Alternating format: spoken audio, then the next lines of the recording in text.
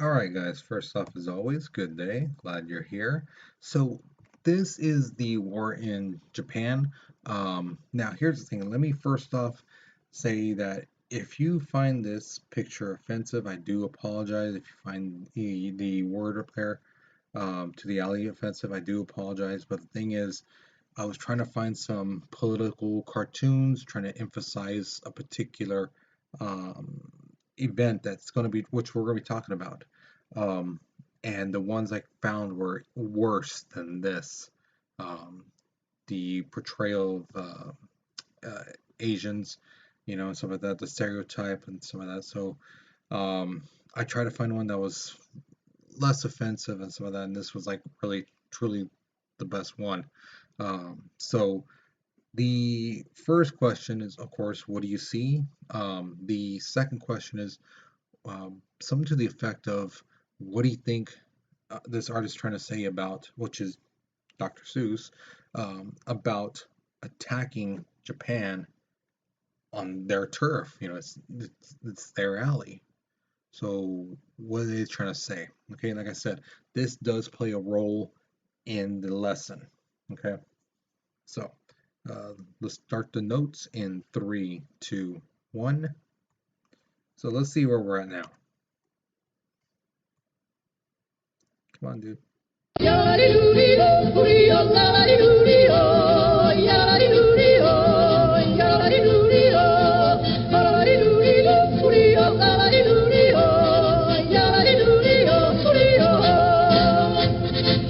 All right, so we are at the war with Japan. This is near the end of World War II. Okay, so here's the thing. March 2nd and 3rd, at the Battle of Bismarck Sea, the U.S. took control of New Guinea. Now, Japan, they had to get their soldiers out, but they couldn't get them out on boats. Because the thing is, the boats were battleships, they could be seen, it could be destroyed, and they were already, you know, pretty low on them. So they had to get them out on submarines. Now, an interesting thing happened. There was a Japanese admiral. His I can't pronounce his first name, Isio Roku. Yeah, but his last name was Yamamoto. And this guy was on a Japanese bomber. And what happened was he got shot down. Okay, some U.S. lightning pilots came through, saw them, started shooting them, and got them.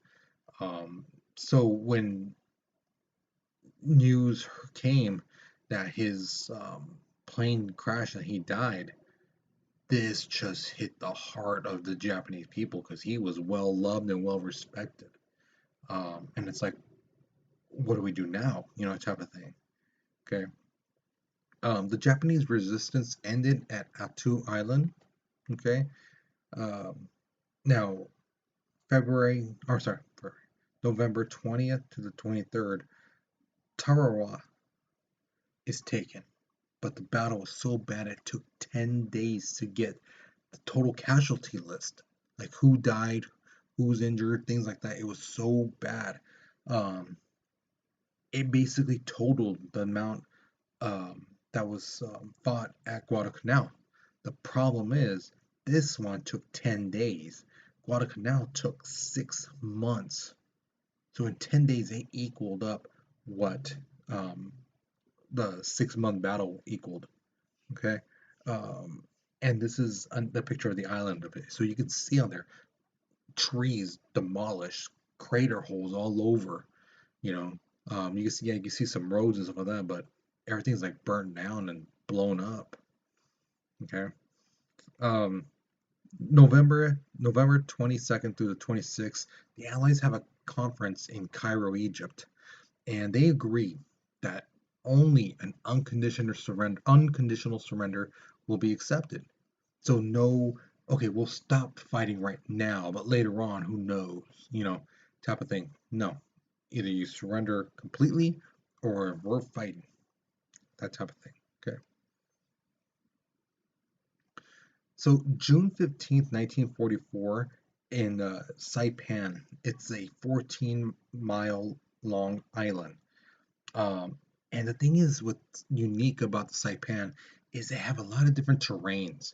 It's not just pure jungle. They got cliffs, they got mountains, and they got like kind of like a little desert area and some of that. So, excuse me, it's just unique. But there's 30,000 Japanese troops there, and for 2 days, the U.S. just bombing it. Okay, 2 days after that, an American carrier kills about 270 Japanese planes, and the U.S. only lost 29. And later, this became known as the Turkey Shoot, the Great Marianas Turkey Shoot, because it was like, well, we're just picking them off. They're we got them. There's not really a challenge. Um, but the next day, the Japanese vice admiral says to the Japanese people, the fate of our empire rests on this one battle. Everyone must give all he has. And this battle would basically be 4 times as big as Midway. Okay. So in 4 weeks of fighting, 16,525 American soldiers are killed or reported missing. Remember I told you Japan had about 30,000? That's how much were dead. Okay. Um, Now here's this really sad. This is a sad truth about this particular island. About 4,000 Japanese civilians living there, men, women, children. You know, the thing is, they were scared and they were convinced by their government that the U.S. soldiers were going to torture them, and that it was honorable to not surrender. You know, and so what happened is many of them committed suicide. So you got like this picture right here. This guy, he's a um, Japanese, captor. He got captured, and they told him, "Hey, tell your people to stop killing themselves. That we're not going to harm you. If you need food, we'll give you food. You need water, we'll give you water. We're not going to do this stuff to you." So the guy gets on the mic. He's saying this out loud. Some people think, oh, they're making him say this. It's a trap. It's a trick. So a lot of them don't listen. Um, Many of them go up this high plateau called Marpy Point, and they jump off. There's some documentary videos about it, and I believe there's even video of you see people committing suicide, jumping off the plateau and falling to the rocks below and, you know, dying. Um, and if you watch these documentaries and you hear the soldiers talk about it, they talk about like how horrendous it was to see somebody with their kids just fall to the edge and kill themselves, instead of being taken capture. Um, Now here's the thing too. There were some Japanese people, some even soldiers who wanted to surrender, but they were killed by Japanese soldiers. Again, told don't surrender. Okay. So September 15th, U.S. plans on retaking Philippines, but they have to take strategic islands in order to get them. The first one, Pelilin. Uh, they thought, oh, it'll take about 4 days to take this island. It took 2 months. 10,000 Japanese were killed, 1,200 U.S. soldiers were killed, and 5,274 were either wounded or missing. Um, the next one was on October 20th, the island of Leyte, or Leyte, whichever one. I'm sorry if I mispronounce it. The Japanese started attacking our planes that were not in the air, so they caught us a little bit by surprise. And this would end up being one of the great sea battles. And also because they lost, it would basically be the beginning of the end of the Japanese Navy. 3 days later, MacArthur, which is on top there, remember, he was taken out of the Philippines and told, we need you, back in Washington, or out of Philippines, and leave your men behind. He said, "I'll be back." So he came back and he made sure it was documented. that he came back. And he reinstalls the Philippine government. November 13th, he makes sure that the capital Manila is taken, and Philippines is now back in their hands. Okay, and this picture right there, you see the ship burning. That is from the sea battle of Leyte. Okay, now February 19th, 1945. This is the Battle of Iwo Jima. Now, here's the thing with Iwo Jima. It wasn't a straight up attack on the island, like soldiers on the ground running this and that. No, they bombed that place for 72 days. Just artillery shells coming from the ships. Because the thing is, there was a lot of caves, that the Japanese, could hide in, things like that. So they just bombed it.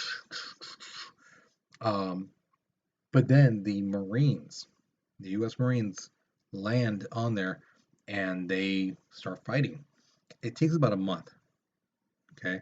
There are Japanese resistance everywhere, pockets of them hiding in the ground, stuff like that, some in caves. Um, and the thing is, 6,821 American soldiers were killed. That's 5 times more killed than Guadalcanal and Saipan, the one we were just talking about. It was a costly battle. Um, but in total, 27 people from those Marines were given the Medal of Honor, you know, in their lifetime. Um, and this is also where one of the most historical U.S. historical pictures ever taken was in Iwo Jima. And I'm going to put it on for you right now.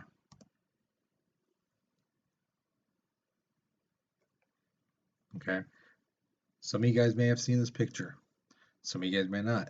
Some of you guys may have heard about it, things like that, or seen it as a statue. You know, this is truly one of the greatest American pictures ever taken. Okay, uh, so that's going to take you to your question, your first question. Looking at that picture of Iwo Jima, what comes to your mind when you see it? Write a sentence or two and be sure to mention if you've seen this picture or the statue. Okay, so have you seen this picture? Have you seen the statue? And you know, what comes to your mind? Okay, I'm gonna go back to it one more time. Okay, so what comes to your mind when you see this picture? Again, have you seen it? There's been plenty of renditions of it. People, you know, doing stuff, like that. Trying to show it. You know, um, it's been on movies and the statues of it. So, where have you seen it? And if not, tell me about that. What comes to your mind when you see this picture? Okay. And we're going to be going to the next thing of notes in 3, 2, 1. All right, so I moved the um, video thing to the side because I wanted you to see this. The thing is the Navajo code talkers that we talked about in the previous video, the one before that, one of those two. Um, this is where they shine and they show their abilities. They're scattered all across the Pacific, right? Um, and the thing is, the Japanese intelligence could never break the code, you know.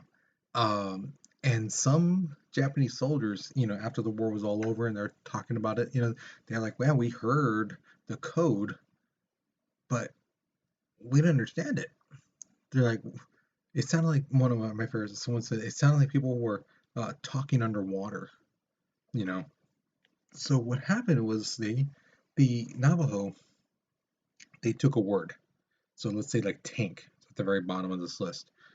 The Navajo word is right there. And what does that word mean? Is turtle. So they would say like there's 40 turtles um, crossing this, um, area, and they have the code name for all that stuff. So the Japanese would have to know what word was being said, the Navajo word, the translation, so turtle, things like that. So even if they did know what they were talking about, you know, like the Navajo word, they wouldn't know what a turtle meant until they had further intelligence, you know. But even then, they couldn't figure it out. So that code was never broken. March 19th, firebombing starts in Japanese cities. 334 B-29 bombers fly over Tokyo and start dropping hundreds and thousands of these 70-pound napalm bombs, and places are being burned. I mean, the thing is, the houses back then were made of bamboo and stuff like that, burned. Millions of people are homeless, you know. Um, 10 days later after that, the United States bomb again the first places where they bombed. That secret mission I was telling you guys about in the other videos, they went back to it. So Nagoya, Kobe, you know, they went back to it and bombed it again. Okay. Um, April 1st, the Battle of Okinawa. This was truly the gateway to Japan. They are getting close as they're going through island to island to island to island. They're getting so close that if they take over Nagoya, or sorry, Okinawa, they can have easy access to Japan. But the thing is, there was 500,000 civilians living there, half a million, um, and a large invasion plan was created. Basically, the same thing like D-Day. Um, 1,500 ships, about half a million men, um, and they do a full-on invasion. 92,000 Japanese soldiers get killed, and about 100,000 other civilians die. Okay, now the U.S. we lose about 12,000 soldiers, but there's about 60,000 who are wounded. Okay, but we do take Okinawa.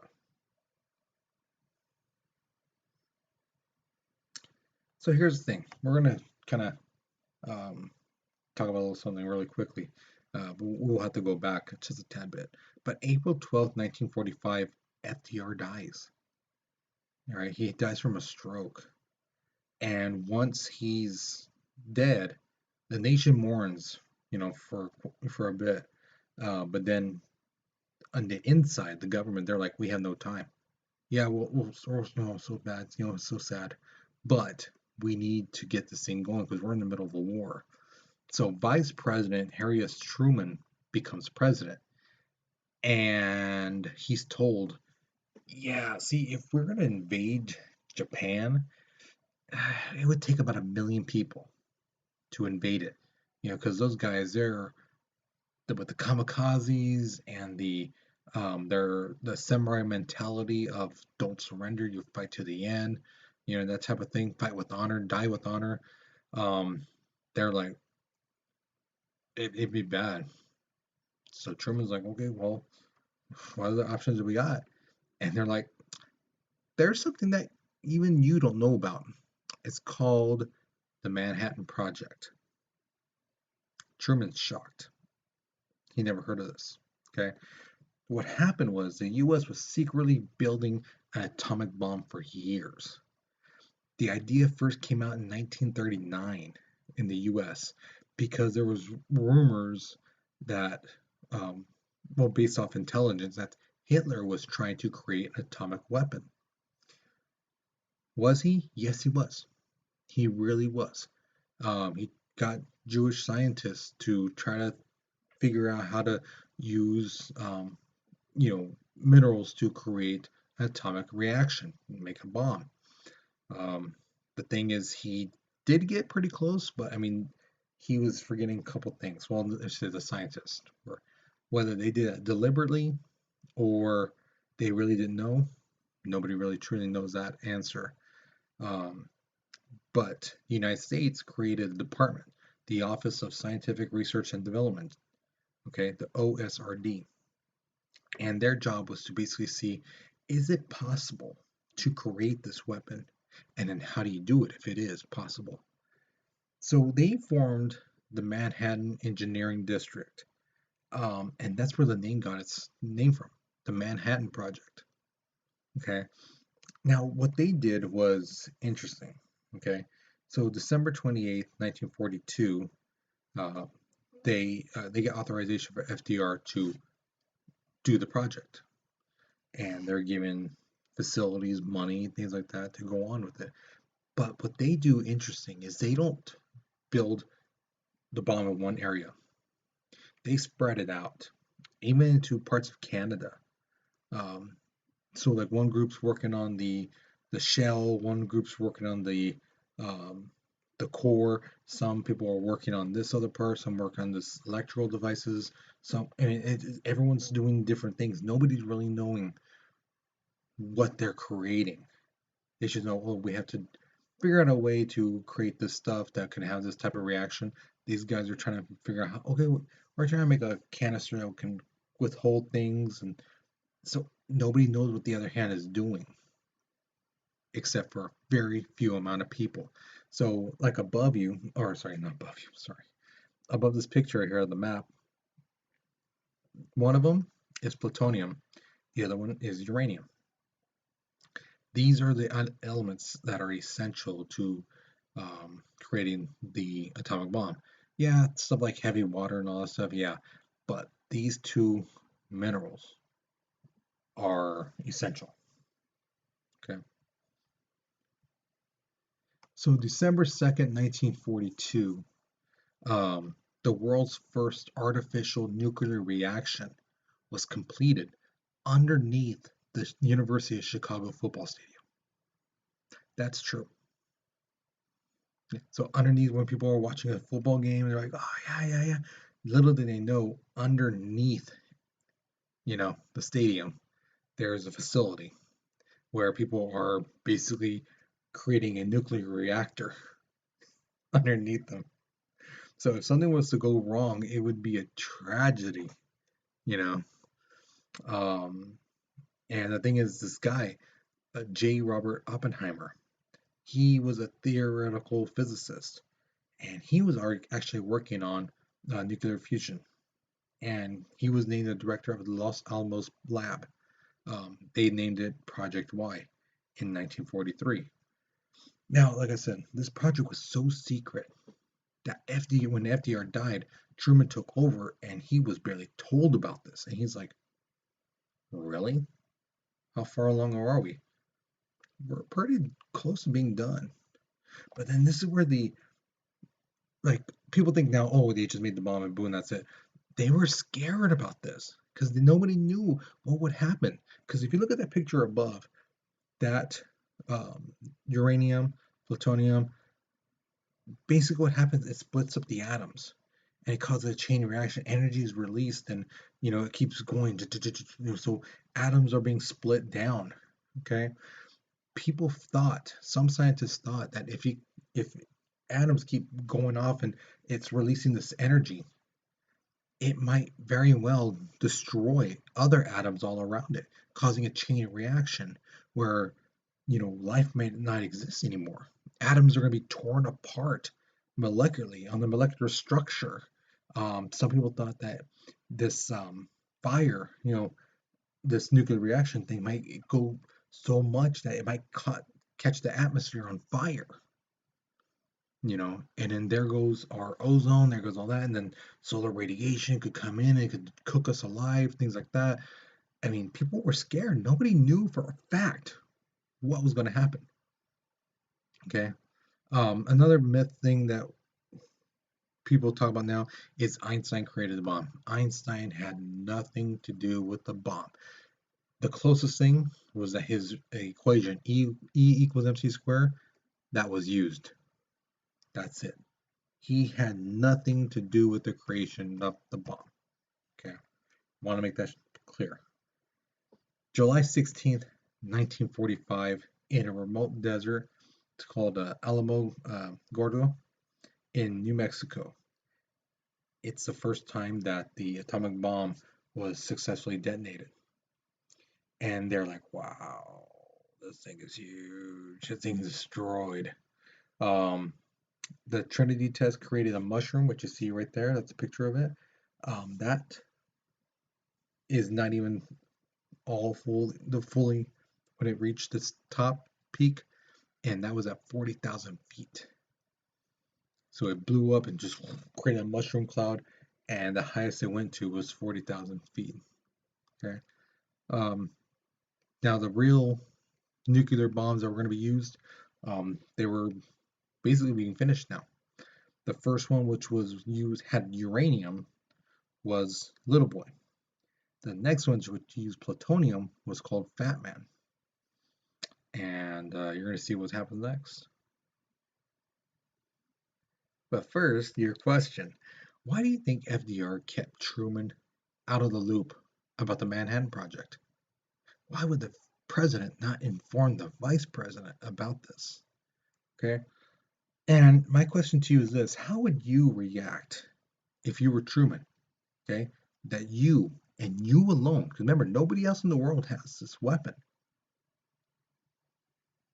had the authority to use this weapon to end the war. You didn't know if it was going to light the atmosphere on fire. You didn't know if it would kill everybody. You had no idea. Would you do it? Would you take that risk? So let's say right now, you're the president. You're just president today, and the government says we have a way to, end all the wars. This and that. We're going to want to do a test um, of it, um, but we don't know what's going to do. It could catch the sky on fire. You know, causing full solar radiation to kill us all. The um, molecular structure of everyone might disintegrate. We might just all be like vaporized in a sense. Or it could end all war. What would you do? Okay, so let me know. Okay. So July 26, 1945, at the Potsdam Conference, the US gives Japan an ultimatum.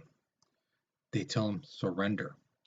Here's the outline of the surrender, in which Japan would have to change to a democratic um, government. They say either you agree to this or be prepared to face prompt and utter destruction. Now, at that same day, when U.S. is giving this ultimatum, the USS Indianapolis takes the bomb to this island to be prepared to be picked up, just in case things don't go as planned. Um, Now, several days later, Japan sinks the USS Indianapolis. So they dropped out the bomb, they're going back, and they get attacked. They sink within minutes. 1,196 men go into the water because their ship just sank. Okay. Problem is, they're surrounded by sharks. Okay. Um, let me move this here so you can see that picture.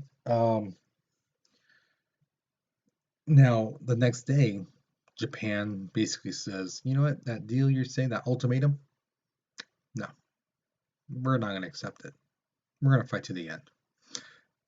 August 2nd, finally, word gets through that the US Indianapolis didn't return. Radio contact's been gone for a while.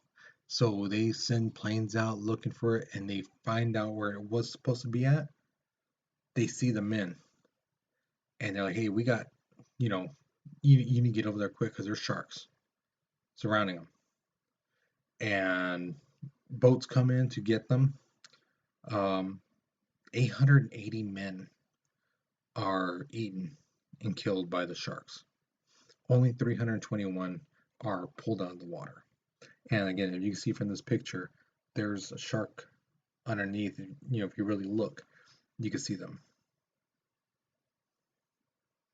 Yeah, true story. Okay. August 6th, the Enola Gay. This is going to be the first atomic bomb going to be dropped. It's Little Boy. They drop it almost 2,000 feet above Hiroshima. Because remember, on the testing, they found out, yeah, it exploded this way, but if you hit it in the air, it's going to go everywhere and it'll cause more damage. So that's what they do. They, about 2,000 feet in the air, it detonates and it destroys like a 5 mile radius. Um, and total destroys everything. 40,000 men, women, and children dead. Another 100,000 would die in the next couple of days from radiation and their burns they sustained. Um, you know, the next 5 years, people would die. And they were like, how are these people getting sick? How are they dying? It's because the water, the drinking water had radiation still in it, high levels of radiation. So they're basically drinking this stuff and it's killing them. Japan still didn't surrender. So the US then says, you know what, okay, fine, we got the other bomb. And they drop it, the Fat Man. They drop it on Nagasaki. 40,000 people are killed instantly. Now, this pictures, let me move my thing over here one more time. Um, these are some pictures from Nagasaki. Okay. Some people are completely vaporized. This is the first time people see like what the true destructional power of the atomic bomb is. And you can see right there, this building, the only one little structure is up there. People's shadows are on walls and the floor. Like you see, look at that little pipe drain. It's on the shadow is on the wall. You can see somebody on the cane on the wall right there, on the floor right there. Excuse me. There's a bicycle, on the side, and in between the man with the cane and the bicycle, there's somebody right there with a ladder. That's the last imprint of somebody before they died, before they were vaporized. It's those eerie shadows that were left behind. So once this happens, the Japanese direction of war, the council meets and they're like, "What are we gonna do? I mean, geez, how many of these things do they have?" And they're split. It's a group of 6 men, and they're split. Um, some of them say we should fight on, we should keep going to the end, and some say we can't. We're gonna kill all of our people. It's not going to be a genocide that these guys are going to kill everyone. We're going to do it. It's all going to be on us, you know. So they basically go to the emperor and they're like, "We need you to break up this tie. We need you to say what we're going to do." August 10th, Japan offers a surrender, but with conditions. They're like, "Okay, well, we'll stop fighting, but if you do something, we might fight again." Uh, and the U.S. is like, "No, you give up right now, or we're going to keep coming at you." August 14th, they accept the unconditional surrender. Okay. August 30th, Japan is occupied by the U.S. The Allied forces. Um, and September 2nd, Japan signs the ceremonial surrender on the USS Missouri, and the war is officially over. Now, here's a little fun thing that I like to teach the students too. Is about the plan, the original plan to invade Japan. They were going to do that. The U.S. and the Allies were going to do that. The plan was to attack on November 1st. Okay, send as much men as they could, bomb it, invade, things like that. Japan had plans too.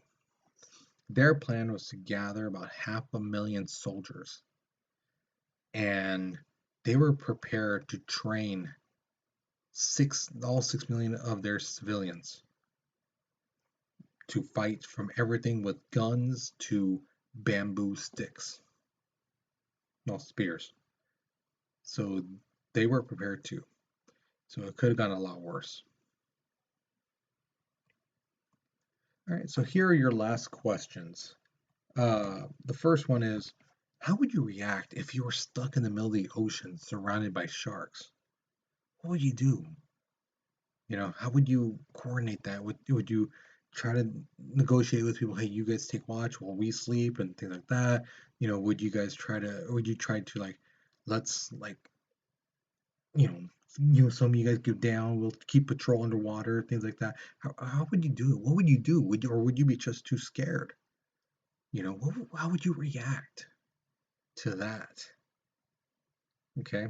The second question is, why do you think Japan didn't surrender after the first atomic bomb dropped?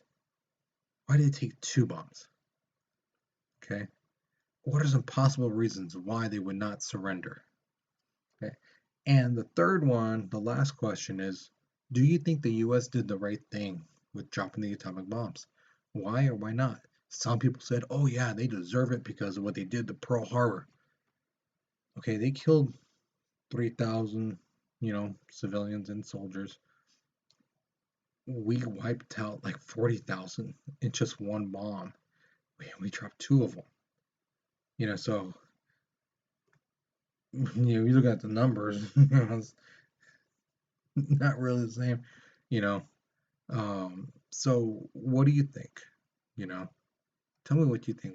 Did we do the right thing with dropping the bombs? Okay. So with that being said, um, that's the end of World War II. Hope you guys liked it. Hope you guys enjoyed it. I am truly saddened, really am, that we didn't get to do the Holocaust. Because again, that alone would have taken, you know, at least at very minimum a week. Okay, because there's a lot of stuff to it. But because of this whole COVID thing, um, we aren't able to get to there. So um, I do apologize for that. I know some of you guys really want to learn about that. Uh, and I can't say anything else, but I'm sorry. I really am. Okay. So again, that's it. Hopefully you guys had fun, and I'll see you guys later.